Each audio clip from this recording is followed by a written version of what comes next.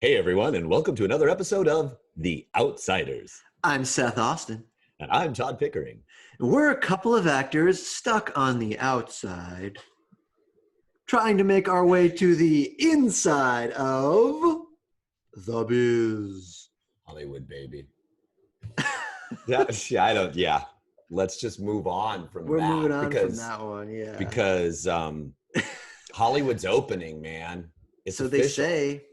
So there hasn't really been any major new news as far as the reopening is concerned.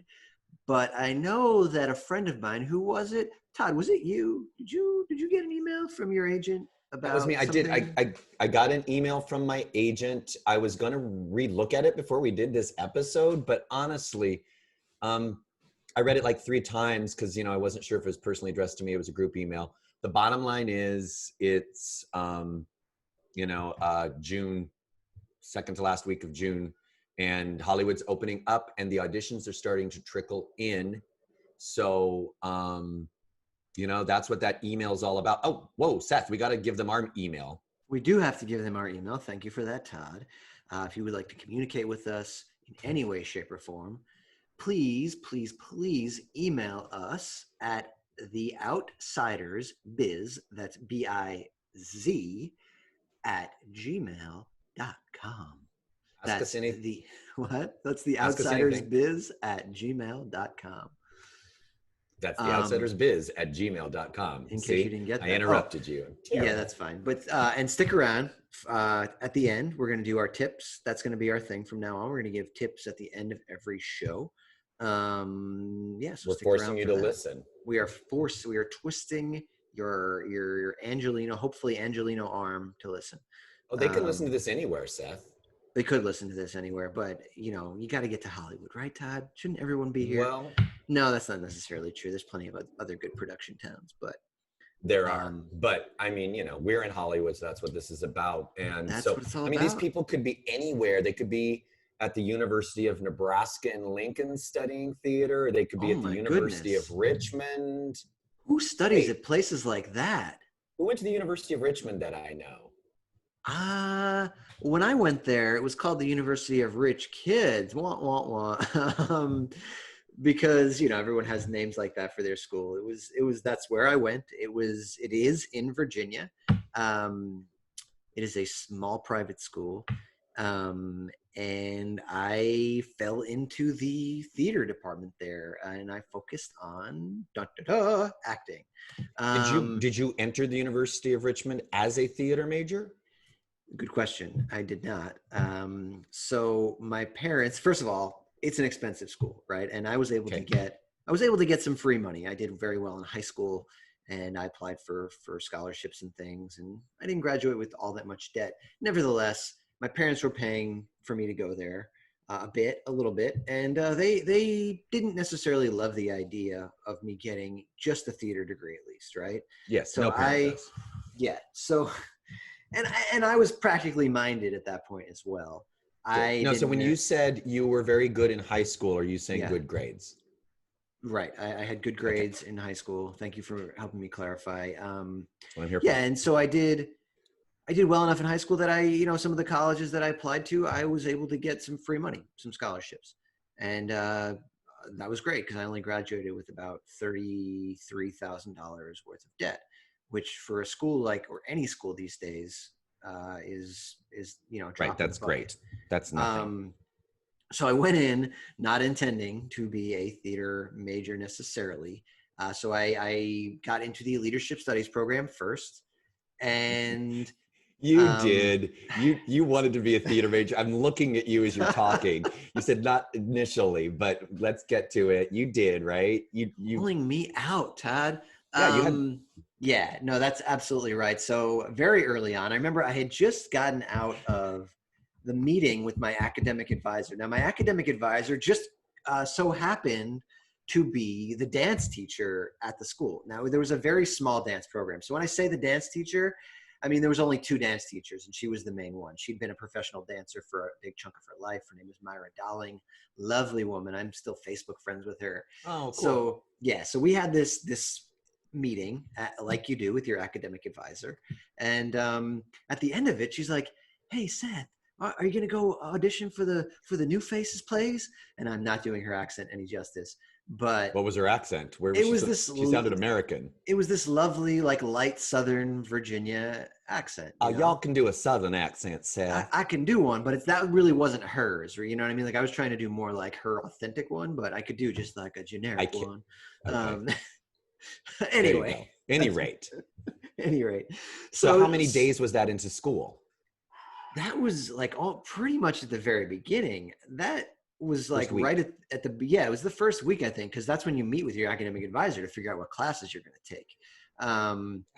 I think I signed up before. I don't understand it, but whatever. This is the University of Richmond. I'm learning too. I was already signed up, but you can also switch at that point, right? So it's to figure out like what you're taking and then if you're going to switch, right? Right. So she asked me if I'm going to go to this audition. And I was like, an audition for what? Say it again for the. So this it was an evening of one acts. It is called New Faces, and it was for students who had never been in what they called a main stage production. Main stage productions were directed and produced by the faculty, with the students, with the students doing the acting and the production positions and all that. Whereas then there was student theater, and student theater was 100% student produced. So this New Faces Night of One Acts was 100% student produced, and it was for students who had never been in a main stage play. So they could be a sophomore, for example. They just have never been in a play. Absolutely. They could be any year. They could be a senior. It could be for anybody who had never been on the main stage. And but I would assume most of them were freshmen. Yeah, most of the time we're freshmen. Absolutely. And there were people who did New Faces 2 years in a row.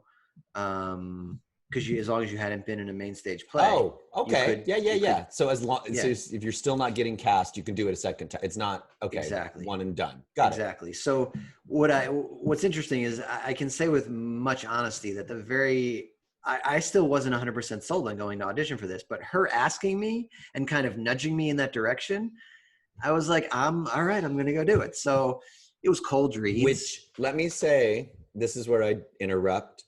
Per our conversation, I think it boils down a lot of time to to having a mentor, to having somebody that you connect with to encourage you.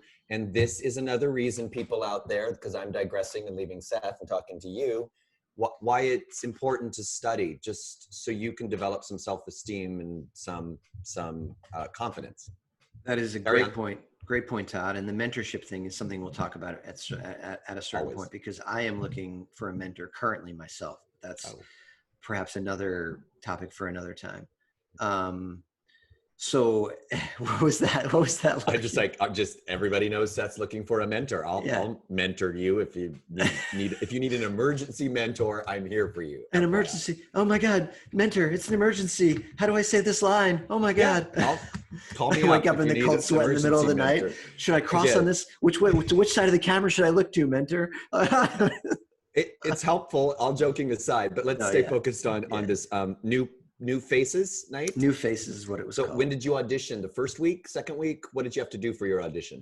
It was a cold read. You went in and you picked up scripts that were sitting outside the audition. You read them over, and you went in and you auditioned for all of the directors of all of the plays at once. And you said these weren't faculty directors? Who were the directors of these plays? These were, more senior students who had been student directed, 100% student produced. So these were student directors watching your audition, and I think I read twice, 2 different things, and I walked out of there thinking there might have been some interests, but wasn't sure. I was relaxed, right? I think it was one of those things where I went in super relaxed because I wasn't really planning on going in to begin with. It wasn't something I built up in my head or about I had to do this thing. So I went in relaxed, and I got cast. Long story short, I got cast. And my favorite part. So how many shows do they do? Because one acts are usually 30 minutes. So I would assume they'd only do like 4 maximum. Yeah, I think we did 5 performances. I think we did Thursday through Sunday with 2 performances on Sunday or something like that. But what I mean is, how many one acts did you do in a night in this program? I think it was 5 one acts. Yeah. I mean, some can be 20 minutes. I mean, one acts can be an hour. Theater's gotten shorter. It has, yeah. And I think this was 5 one acts. So it was like an hour show or something like that. And what was your role? Oh my goodness, Todd. Was there nudity involved? Did Yeah, it you was have like a a lot of hot? full frontal. I think my crotch was near lots of people's faces. No, there was no nudity. There was no nudity. There was zero nudity.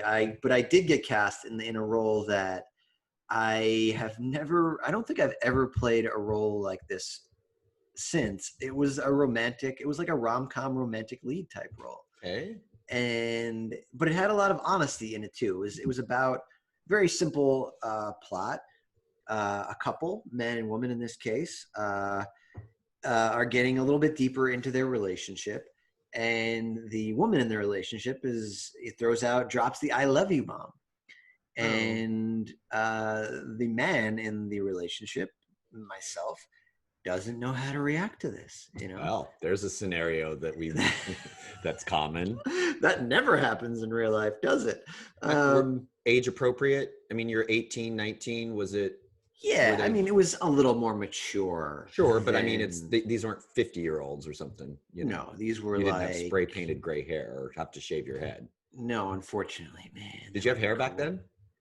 Yes, I did. But I'll be honest, like I was losing it already. I think I started losing my hair really early. Like I never had thick hair really, and then I probably started to lose it at about that age. Were you more castable as a mature character possibly that they chose you for that, honestly? Yeah, that is a good point that I had actually never thought of. Yeah, I was losing a little bit of hair.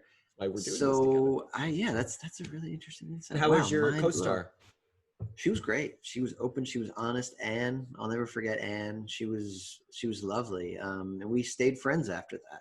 Are you still friends? No, we've lost track of each other at this point. But is she still acting? I don't think so. Was she a theater major? She did not end up being a theater major. No, that was, I think, the only theater that she ever did while we were there. So it is people. There are people deciding and debating whether they want to go into the theater department or acting, and I mean, new faces. Yeah, my school was very casual that way. Like it was a small department. There were only, I think, 30 majors and then maybe 20 minors, something like that. So there's only really 50 people in the department. That's still a big theater department. Yeah, it's not tiny. But not there's a lot of folks do it, just kind of dip in and out, take a couple acting classes or maybe one acting class to see what it's like, to fulfill like a gen ed and have fun with it.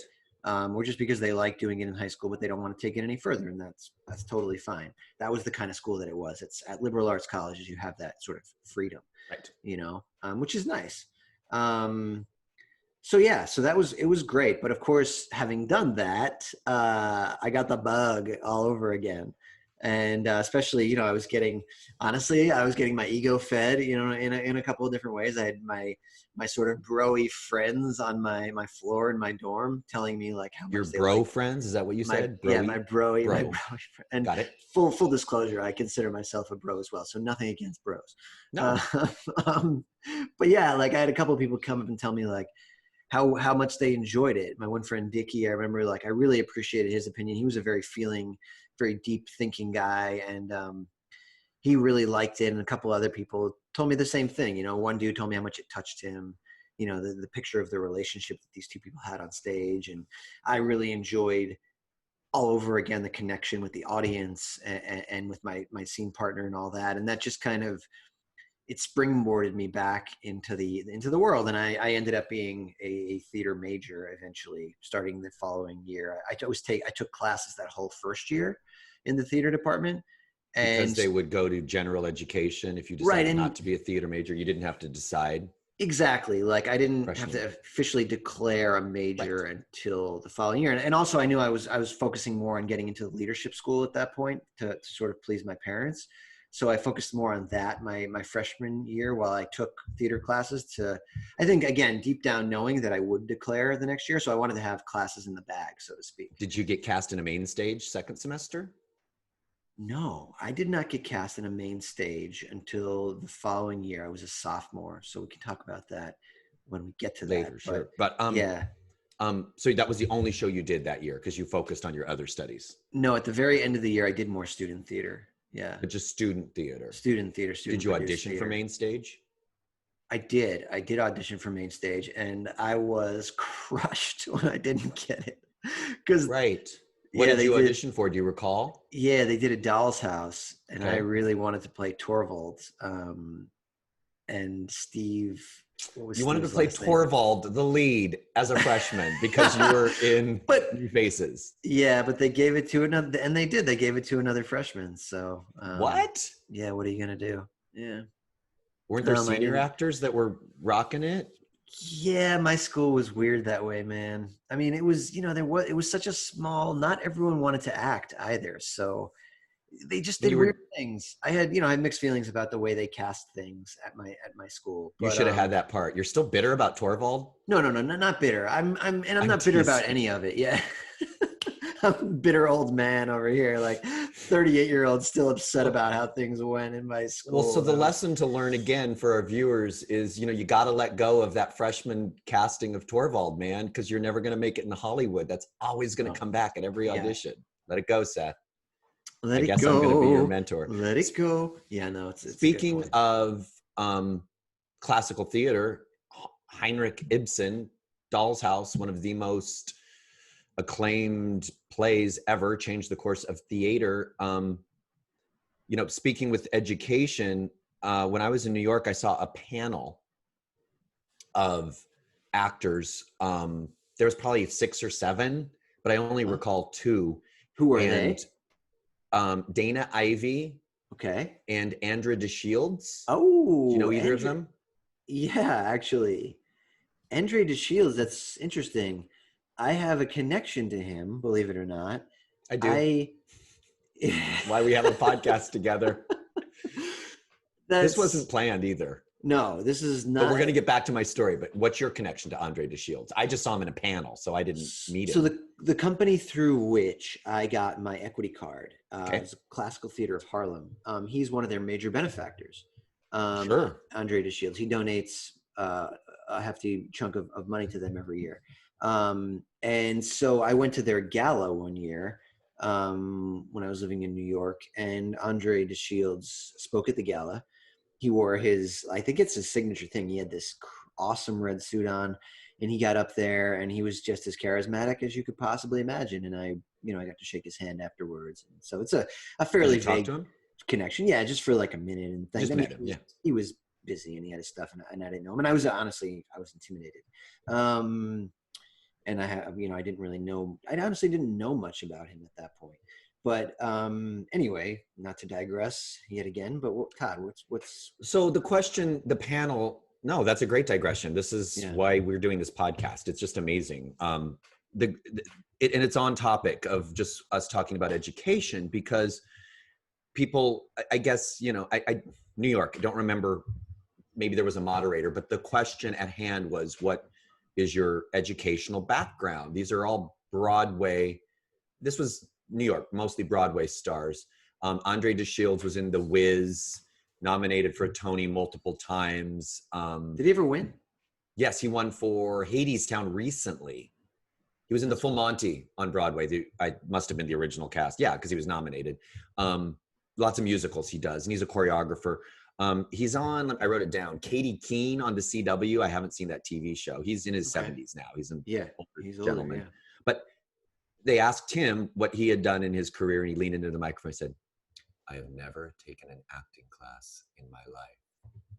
Would you say that a little closer to your own microphone, Todd? I have never taken an acting class in my life. OMG, Todd. What does that mean? It means he's never taken an acting class in my life. He was, trying to not lie to people first off. Right. He was being honest. Yeah.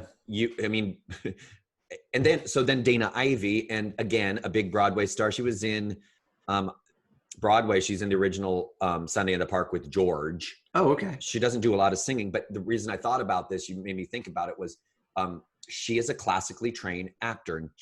George Bernard Shaw, she cannot digest enough. And I know she was in she's been nominated for Tony like 5 times. She was in The Help, was her most recent movie. She's in her 70s also, an older white actress. I think her first movie was The Color Purple. She had said, I'm not very good in movies. She was in The Addams Family, the original movie. Who does she play in The Addams Family? She ends up marrying cousin It, the guy with the No hair. way. Yeah.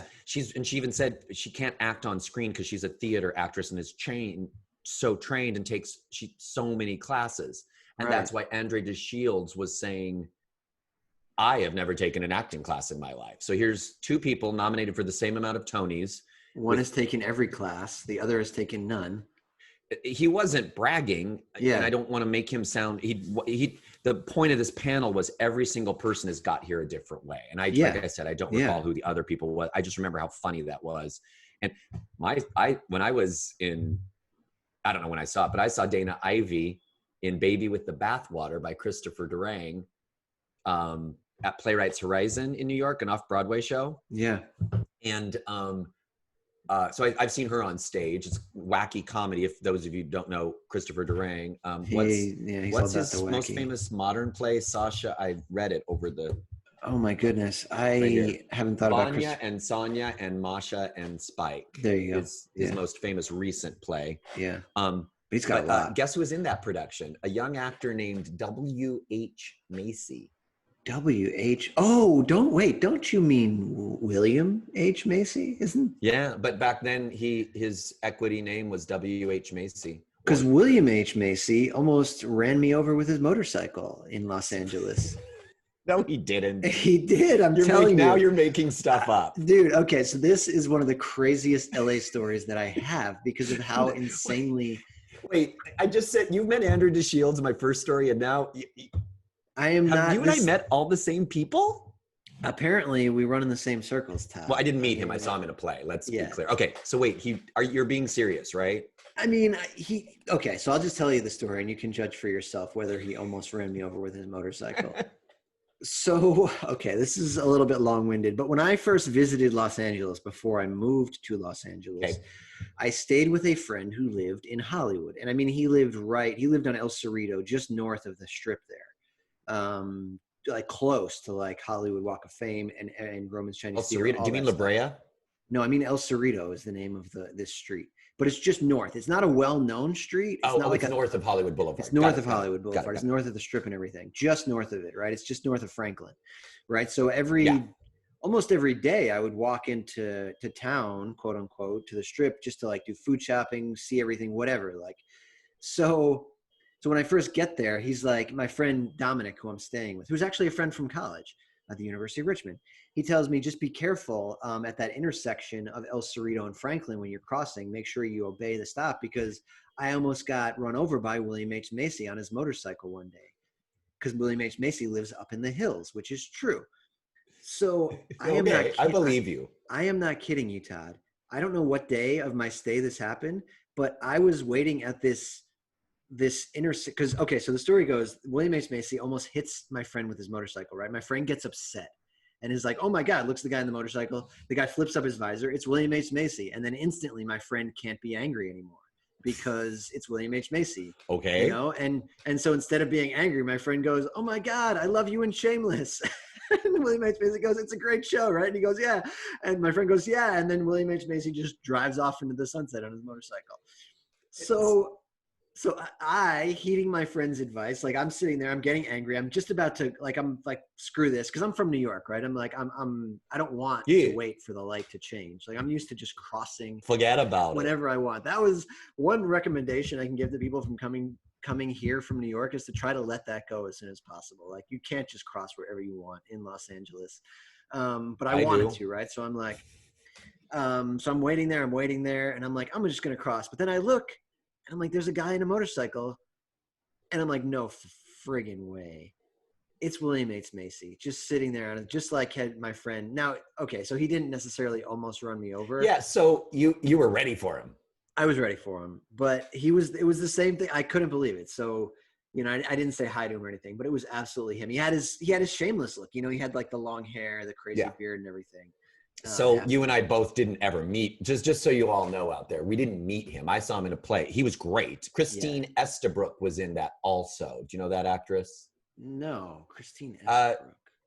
She's one of those, everybody knows her, but she was like in the first season of American Horror Story. She works all the time, but she's a character actress now. She was the wife, and then they were the three leads: Dana Ivey, Christine Estabrook, and William H Macy. And I think there's only 2 other actors in that show. It's a small show. It's a 3-person show with 2 smaller parts.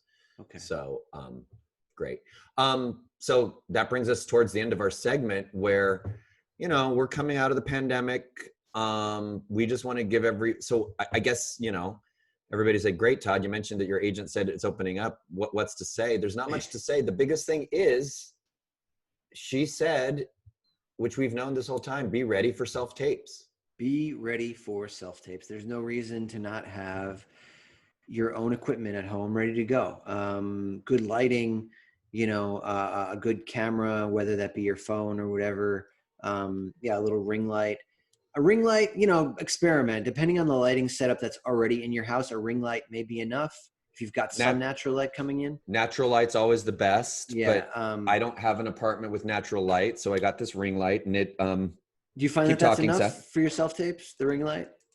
Well, see, it goes really bright. Okay, yeah, it does go really bright.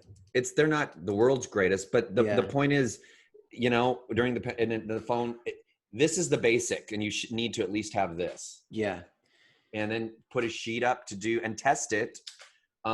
Before this hit, I have friends that have professional setups, and you always need somebody to read with you that's good. Right. It's not going to upstage you by being really bad or being really loud. Yeah. That's another tip. Remember that I'm bad at it, and I've gotten better. When I'm helping my friends, your voice is closer. So it's not your audition. So really, you know, you need to keep your voice down when you're reading, because it sounds like you're screaming, but you're generally closer. I mean, some people have what do you call that? Lavalier? Lav mic? Yeah. Yeah, which you can buy. I've got one. That'll generally hook up to your phone. Yeah, lav mics are not a terrible idea. These are all things you should invest in. Yeah, my setup is 2 softbox lights, and like a backdrop, you know, 2 tripods with a cross piece.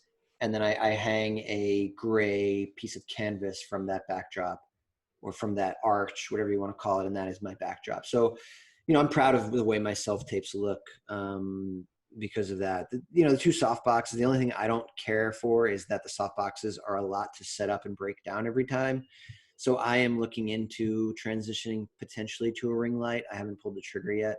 Although I did just break one of my light bulbs. So maybe now's the time to transition. But the tips that we're giving, Seth, the time is now, because we're coming out of it. That's exactly the point. What my agent did say is, you know, this is probably going to be how we do things now for a long time. And it's not like we weren't doing it already. So yeah, everyone who knows anything about the business, like everyone knows that we were going to more self-types to begin, like before this all happened. So now it's going to be, I would say it's going to be almost 100% self-tapes for most stuff, at least preliminary reads, first reads. I think I wouldn't be surprised if even for under 5s on major network television shows, if those are done remotely in some way, even if it's not necessarily a self-tape, if they're done remotely. I mean, I can vouch, you know, when I auditioned for Hollywood with just 2 lines, they had me come in, but did they need to? Yeah. You could have done it remotely. You could have had the casting director on the computer giving you notes, you know, so it might not be 100% self-tape, but it might just be remote. Right. We could do it they might do it just like this. Any rate, exactly. We will keep you posted. Yeah. So, and if you have any questions, I know we haven't wrapped it up, but it just feels nice to say, well, we can do it 3 times, Seth. It's theoutsidersbiz @gmail.com. I'll say it again, is our email. Theoutsidersbiz, BIZ @gmail.com. Just the one other thing, what else can you do? We have, I study at Graham Shields Studios. Oh, to segue on that, one of our teachers that teaches there, Crystal, I was just chatting with her this morning. She has a self-tape today. She's a series regular on a Hallmark show. And that's still needed to do their next season. So I'm saying it's clear it's happening even today. And if she's a self-tape, if she's a series regular on a Hallmark show, this is not a small audition that she just got. This is not some student film that she's doing a self-tape for. This is definitely something of a higher tier. And that is a self-tape. She's still doing a self-tape. She's not going in the room for whatever this higher level project is. Well, I've noticed that for bigger projects, you know, they're getting self-tapes from New York. They're getting self-tapes. That's what I'm saying. So I think it's more common with that, when it's, I think that's why I was pulled into Hollywood, because they don't know me, they want to meet people because they're all these newbies. Right. But when people have more of an IMDb and more of a resume, so the acting studio is opening July 6th. So we've had our meeting about sanitation. Classes are going to be smaller. So classes are opening up. And what was the name of the studio again? Graham Shields Studio. How long have you been there?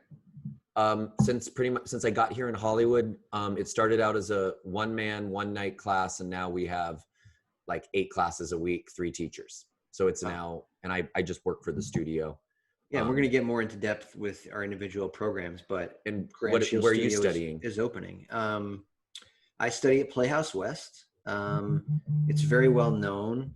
It started in New York. Now it's here in Los Angeles. It has been for a long time. And it's a Meisner program, Meisner from the ground up. But unfortunately, I actually haven't heard anything from them about opening up. So I'm hoping that they do very soon, because I need to sharpen the saw. I will expect before next week you'll hear something. Yeah, they had been really good. Robert Carnegie, the man who spearheads the program here in Los Angeles, he is gung-ho. He is a determined, fastidious individual. And, he had been communicating with us pretty regularly about reopening, and we just haven't heard anything now. But I think it's just because they're working out exactly the plan for their particular version of reopening.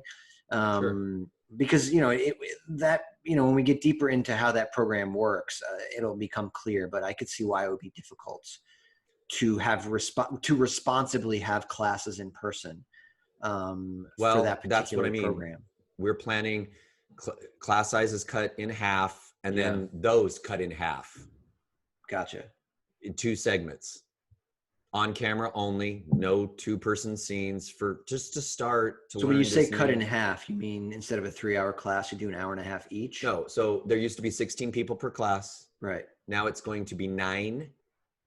9 is a full class. Mm-hmm.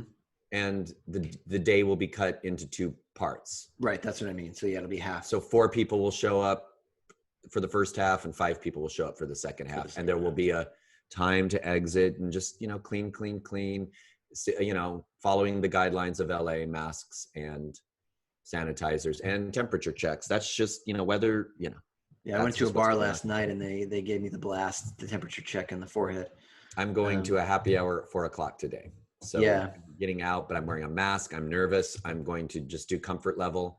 The bar's packed. I don't think it will be. No, they can't. It can't. And there can't anyone be. I don't think anyone can actually sit at the bar, and you have to buy food. Just FYI. It has to be a restaurant. It's a restaurant. Bar. Yeah, it has to be. I'm saying to be open right now, it can't just be a bar, and you have to buy food. And that's good to know. I'll get a snack. It has to be socially distanced, which I didn't know it was going to be that way. It's the acting studio, so we will all be working together. So again, it's our bubble of people. The other thing you can do, what else? So while you're waiting for Playhouse West to do, what are you going to do to keep your acting career going, Seth? To get my acting career going? Well, first of all, I didn't know that this was happening, but the Geffen Playhouse is actually doing an online production. So my friend Amitai, who is my wife's climbing friend, has a ticket to this Geffen. Somebody climbs your wife? My wife is an avid rock climber. Oh, okay. Yeah, I had a different image. Yeah, not a corporate climber. Not it's not like their club of how to climb the corporate ladder. Good. That's what I'm teasing. No, so he has a ticket to this Geffen Playhouse, a remote show. So you buy a ticket per household. So he has 1 ticket for his household, and he invited me and my wife and another friend over on Sunday to watch this play happen via Zoom. And I'm just gonna sort of read the overview for this play because I find this so fascinating and interesting. So it's called The Present is the name of the show. It's called what? The Present. Present, as in present, a gift, or I believe now? so. I'm actually not sure. You will find out. Okay, just wanted to make sure. Yeah, that's a good question. The Present is inspired by Helder Guimarães' own life experience with quarantine during childhood. So it sounds very apropos to right now. Using his signature mind-bending illusions, Guimarães recalls the funny, moving, and ultimately illuminating lessons he learned when he least expected them, and shares this story with us at a time when we need it most. This new production will take place virtually via Zoom with a maximum of 25 households per show. Oh. Yeah. So you will be Well, mailed a sealed mystery package in advance, the contents of which will only be revealed during the course of each performance. As Guimaris's, by the way, I know I'm butchering the pronunciation it's of that Portuguese. name. We looked it up, and Yeah, it's apparently Portuguese, and my Portuguese is negative. As Guimaris's story unfolds, in a unique twist, the present will provide both a virtual and physical experience, as magic will also take place in your hands from the comfort of your own home. I can't wait to hear a critique of that next week. I cannot wait for this. We need to let our viewers know. Now, we're just letting you know that things are happening. This is sold out through October 10th, and now I know why. It's only 25 households. But the reason we told you about it is they are looking to expand it. Now, this is, so you go to geffenplayhouse.org, and it's part of the Stay House program. Right. It is $95 a ticket. But for a household, that's like for the four of us that are going to watch, that means it's not even $25 a show or a ticket. Right. That's That's my crazy. point. If, you get a group together and, get a large group and, social distance, wear your masks, be safe. But, so you can sign up and, there's an alert if this is something that really interests you. And when they add shows, they'll let you know. The other thing is they do have 4 shows we noticed on streaming, that they have produced. They are on the Broadway HD, and I think one of them is on Amazon. One of them is Rainn Wilson from The Office is in it. Dwight Schrute. Yes. And one of them is Long Day Journeys into Night, which is... I don't know about that. Yeah. I mean, what's that? I've seen a production of Eugene O'Neill's Long Day Journey into Night, and if you're a newbie in the theater, I might not recommend that for your start. It's a tough show. It's heavy, and it might not be quarantine watching. I mean, it's up to you, of course, but there's some heavy stuff that's happening all around us. And so watching Eugene O'Neill might not make you feel better about it. But Dana Ivey will be watching it. Dana Ivey will definitely be watching. Right. So I mean, everybody's got their different thing. I'm just saying that there are things out there to watch, and that's what we should be doing. Absolutely. And encouraging, so what I think is going to happen, this has obviously been very successful for the Geffen Playhouse since it's sold out through October. I'm sure that more things like this will start happening. I'm sure there's many out there that are already happening that we don't know about. And there's nothing wrong with trying to do something like this yourself. If you're somewhat seasoned, try to come up with ideas for some of this kind of stuff. So, right. Self-produce, do your own Zoom play. Why not? Sounds good. Let's, So, great hearing about your freshman year and getting inspired. And, for all of you going back to college, study. It helps. Study. It can't hurt. Never. We'll talk more about that in our next episode. Let us know what you thought about these by going to theoutsidersbiz. Yep. With a Z at gmail.com. And we'll read your comments. Thank you for watching. Thank you so much, everyone. And we'll talk to you next time. Bye. Bye.